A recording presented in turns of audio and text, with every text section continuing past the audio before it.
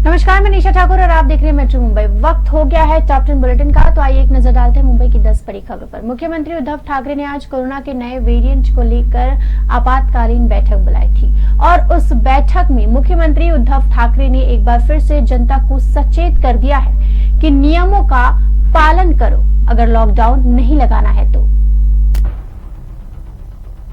Corona के नए variant को लेकर अब महाराष्ट्र सरकार एक्शन में आ गई है। मुख्यमंत्री उद्धव ठाकरे एक्शन में आ गए हैं। मुख्यमंत्री उद्धव ठाकरे ने आज आपातकालीन बैठक बुलाई थी। इस बैठक में टास्क फोर्स के डॉक्टर्स, उप मुख्यमंत्री अजीत पवार, राजेश टोपे और कलेक्टर शामिल थे।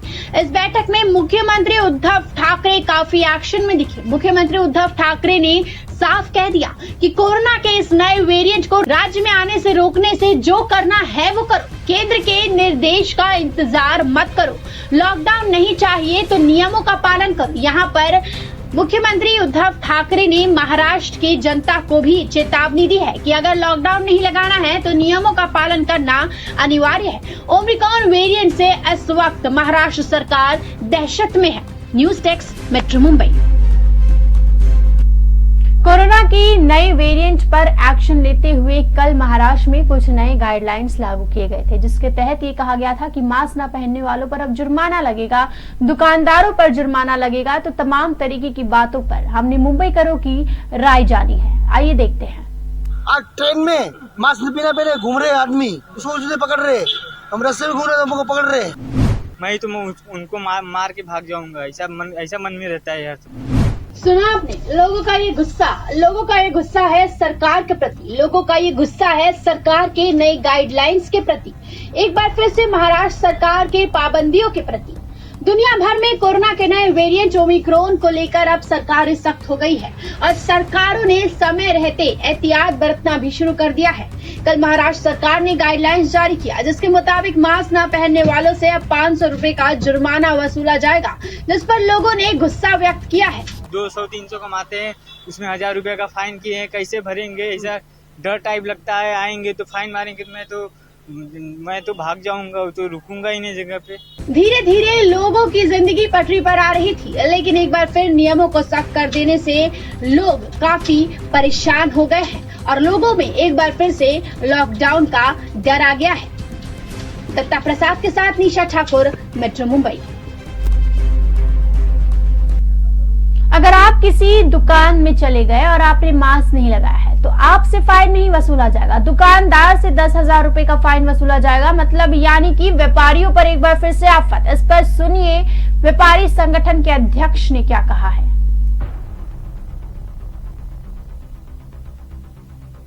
वेरिएंट को लेकर सरकार परेशान है और सरकारों से अब जनता परेशान है। नए वेरिएंट को लेकर महाराष्ट्र सरकार के ताजा दिशा निर्देश से तो व्यापारी भी परेशान है और आम जनता भी। सरकार ने नई गाइडलाइंस, नए ऑर्डर के हिसाब से मास्क को कंपलसरी, ये तो सबको पता ही है।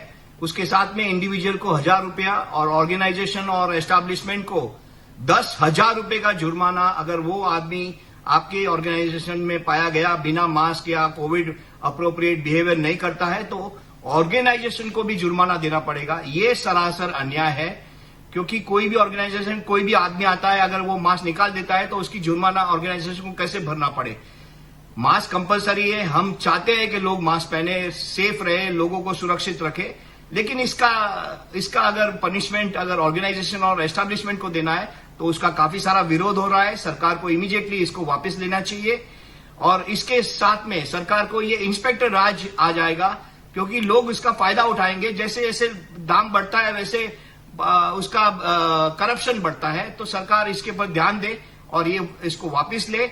इसके साथ साथ में सरकार को ये सोचना जरूरी है, जो ओमिक्रॉन नया वायरेंट है, जो देश से, साउथ अफ्रीका है या और कोई कंट्रीज है जहां पे ये वायरेंट पाया गया है, वहां से आने वाले लोगों को क्वारंटाइन कंपलसरी किया जाए या उनकी फ्लाइट बैन की जाए महाराष्ट्र में। ये सारी चीजों पे ध्यान देना चाहिए। मास्क कंपलसरी करना है, 500 रुपया आपको जुर्माना लेना चाहिए, लेकिन आप जैसे जैसे जुर्माना बढ़ाते रहेंगे वैसे वैसे करप्शन बढ़ता जाएगा। तो हमारी सरकार से गुजारिश है, ये वापस खींच ले। बगैर मास्क के किसी दुकान में जाने पर दुकानदार से 10,000 वसूला जाएगा। यही गलती यदि कोई आम नागरिक किसी मॉल में करता है तो मॉल वाले से सीधे 50,000 वसूले जाने की सरकार ने फरमान जारी कर दिए हैं। अब आप ही बताइए, आम जनता सरकार के जुर्माने से डरे या नए वेरिएंट से? कुल मिलाकर सबका डरना तय है। मेट्रो मुंबई के लिए निशा ठाकुर के साथ हितेंद्र पवार की रिपोर्ट। लड़कों से जरा बच कर रहिए, क्योंकि लड़के लड़की बनकर आपके साथ ठगी कर सकते हैं। लड़की का मुंह आपको भारी पड़ सकता है। कैसे, देखिए इस रिपोर्ट में। ध्यान से देखिए मासूम से नजर आने वाले इस युवक को। शक्ल से आपको ये जितना मासूम लगता है, दरअसल वो उतना मासूम है नहीं। उसके कारनामे जानकर आप हैरान रह जाएंगे। किस तरह ये शातिर लड़का फेसबुक पर लड़की बनकर लड़कों को फंसाता था। बड़े अस्पतालों में नौकरी दिलाने के नाम पर बुलाना और फिर मोबाइल लेकर फरार हो जाना, इसका बड़ा ही अलग अंदाज रहा लड़कों को लूटने का। लेकिन कांदिवली पुलिस ने आरोपी को गिरफ्तार कर लिया। मेट्रो मुंबई के लिए निशा ठाकुर के साथ किरण जाधव की रिपोर्ट।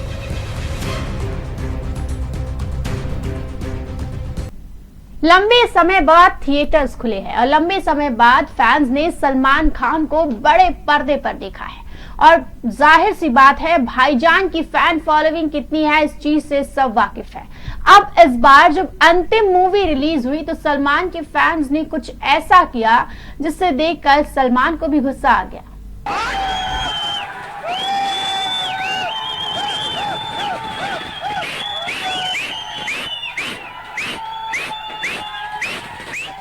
ये नजारा देखकर आपको लग रहा होगा कि कहीं इंडिया ने वर्ल्ड कप तो नहीं जीत लिया है, लेकिन नहीं, आप बिल्कुल भी गलत है।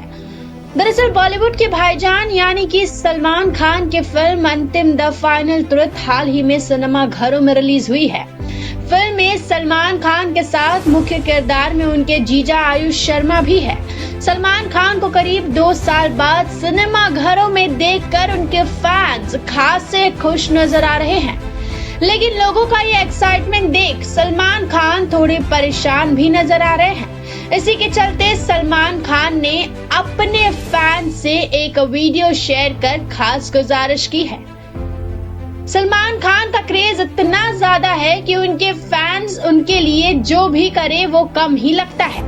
हाल ही में फिल्म अंतिम देखने सिनेमा घरों में पहुंचे कुछ लोगों ने सलमान को देख सिनेमा में खुशी जताते हुए आतिशबाजी की। सलमान खान के फैंस सिनेमा घर में ही यानी कि थिएटर्स में ही पटाखे लेकर पहुंच गए। ऐसे में वहां कोई बड़ा हादसा भी हो सकता था। ये देखते हुए सलमान खान ने अपने फैन से ऐसा ना करने की गुजारिश की है। सलमान खान ने ये वीडियो अपने सोशल मीडिया पर शेयर की है। सलमान खान ने अपने आधिकारिक इंस्टाग्राम अकाउंट के जरिए एक वीडियो शेयर किया है। ये वीडियो सिनेमा घर में आतिशबाजी की है, जहां साफ देखा जा सकता है कि उनके फैंस थिएटर्स के अंदर पटाखे फोड़ रहे हैं। सलमान खान ने ये वीडियो शेयर करते हुए लिखा, मैं अपने सभी फैंस से गुजारिश करना चाहता हूं कि वो थिएटर्स के अंदर पटाखे लेकर ना जाए। ऐसा करने से वहां आग लगने का खतरा है। इसके साथ ही आप अपनी और दूसरों की जान को खतरे में डाल रहे हैं। आगे सलमान खान ने सिनेमा घर संचालकों से गुजारिश करते हुए लिखा, मेरी थिएटर्स ओनर से भी गुजारिश है कि लोगों को थिएटर के अंदर पटाखे ना लेकर जाने दे।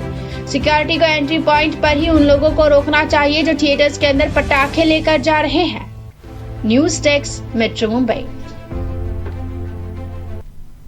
कोरोना की नई जो वेरिएंट आई है ओमिक्रॉन, उससे सब परेशान है। अब इसका असर कैटरीना कैफ और विकी कौशल की शादी पर भी पड़ सकता है। और क्या असर पड़ेगा, जानिए हमारे इस रिपोर्ट में।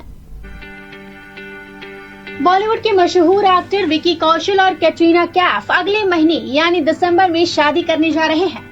दोनों राजस्थान में शादी करेंगे, जिसके लिए काफी दिन से तैयारियां भी चल रही है। अभी तक सब ठीक चल रहा था, लेकिन इस हफ्ते अचानक से बढ़े कोरोना के नए वेरिएंट ओमिक्रॉन के मामलों ने दुनिया भर में चिंता बढ़ा दी है।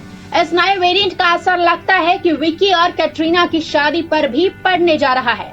कोरोना वायरस के नए वेरिएंट ओमिक्रॉन को लेकर दुनिया के दूसरे मुल्कों के साथ साथ भारत में भी चिंताएं दिखी है। ऐसे में विकी और कैट का ध्यान भी इस पर पड़ गया है।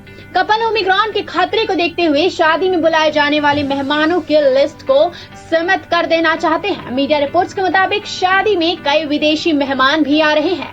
खास मेहंदी लगाने वाले से लेकर इंटरनेशनल फोटोग्राफर तक शादी का हिस्सा बनेंगे। ऐसे में कैट और रिकी दोनों की किसी तरह का रिस्क नहीं लेना चाहते, जिससे बाद में उनके लिए मुश्किलें हो जाए। भले ही ओमिक्रॉन फिलहाल भारत में ना हो, चिंता की वजह ना कहा जा रहा हो, लेकिन ये कपल अपनी शादी के मेहमानों की सूची को कम करने पर विचार कर रहा है। News desk metro Mumbai. आज महाराष्ट्र सरकार को 2 साल पूरे हो गए, यानी कि मुख्यमंत्री उद्धव ठाकरे को मुख्यमंत्री बने हुए 2 साल हो गए, जिसका आभार उन्होंने ट्वीट कर जताया है और साथ ही अपनी सरकार के बारे में कुछ अहम बातें भी कही है। महाराष्ट्र की उद्धव सरकार ने आज अपने 2 साल पूरे कर लिए हैं। इस अवसर पर मुख्यमंत्री उद्धव ठाकरे ने कहा कि उनकी सरकार के 2 साल के कार्यकाल का ज्यादा हिस्सा कोविड-19 के प्रबंधन में बीता और महाविकास अघाड़ी इस आपदा को अवसर में बदलने में कामयाब रही।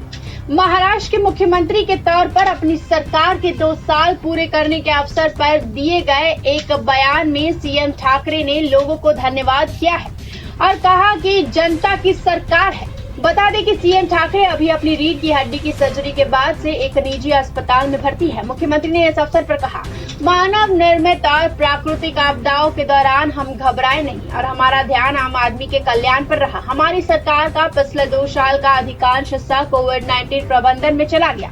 संकट को अवसर में बदलने में हम सफल हुए। उन्होंने कहा, हमने राज्य में औद्योगिक निवेश, कृषि, आधारभूत संचालन, आवास, रोजगार, जलापूर्ति और ऊर्जा, पर्यावरण, वन और पर्यटन क्षेत्र में सुधार लाने के लिए कड़ी मेहनत की है और सरकार के प्रयासों से आम आदमी का कल्याण कैसे सुनिश्चित होगा, इस पर ध्यान दिया है। मुख्यमंत्री ने कहा कि महात्मा ज्योतिराव फूले कृषि ऋण माफी योजना के तहत किसानों का 20,000 करोड़ रुपए का कर्ज माफ किया गया है। ठाकरे ने कहा कि राज्य सरकार ने अस्पतालों को 2,600 करोड़ रुपए उपलब्ध कराए और 14.4 लाख रुपए लोगों को महात्मा ज्योतिराव फूले जन आरोग्य योजना के तहत मुफ्त में इलाज किया गया। News desk metro Mumbai.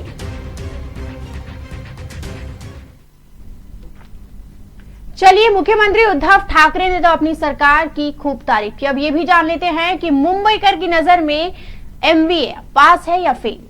2 साल हो गए सरकार को, तो कितना नंबर देना चाहोगे 10 में से? 10 में से 10 देना चाहिए। 5, 7, 5।